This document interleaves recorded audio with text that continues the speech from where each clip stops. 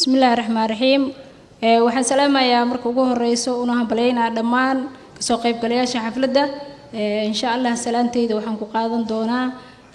tix buraanbur ah waxaan u maleynaa waxa hore la iga bartay inaan gabay iyo wax soo jeediyo insha Allah maanta waan bedelay dhammaan Soomaali weyn baan salaamayaa wasiirada madasha joogaan salaamayaa wasiirka ganacsiga warshadahan salaamayaa dhammaan xildhibaanaduna waan salaamayaa dhammaan suxufiyiinta joogtaan salaamayaa dhammaan dhaqankeena joogaan salaamayaa dhammaan saraakiisha joogtaan salaamayaa dhammaan saraakiisha joogtaan salaamayaa oo haweenka Soomaaliyeed waan salaamayaa dhammaan inta madasha joogtaan salaamayaa assalaamu calaykum Soomaaliyeed dhammaan ismaalahayee la Soomaali weyn dhammaan waxaan hambalyeynayoo heegan goodonahay halyeyga la doortay qaliif buu hankeenu yahay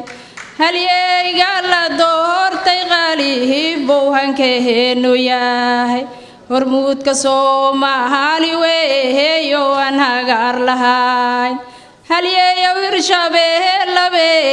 heybadaadu tahay halyeeyo Hirshabeelle heybadaadu tahay hankaaga inuu sareeyana waan hubaa hawsha lagu dhiibay way inaad hagaajisaa hankeena ganacsiga qaliif feerar sarakayeel hormuudka Soomaaliyeed oo wallahu ku daa wasiirka ganacsiga wasiir weeyaabid waxgaalo wasiir waxtarkaaga Soomaalida ogsoon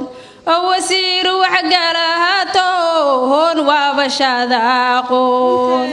warshadihi naga haleesna warkooda keen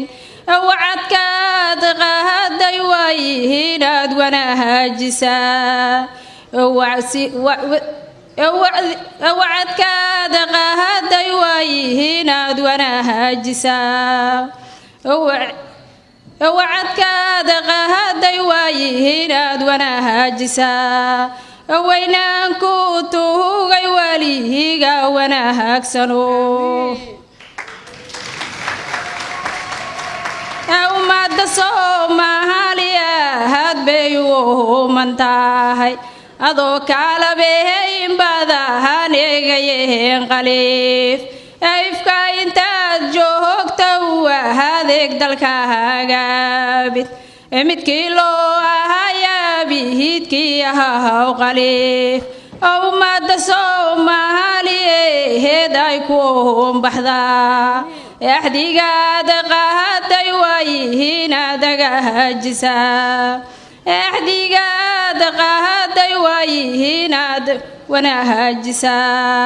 oo amarka la yooga mahanada aad iyo aad u maasantihiin dhammaan soo qayb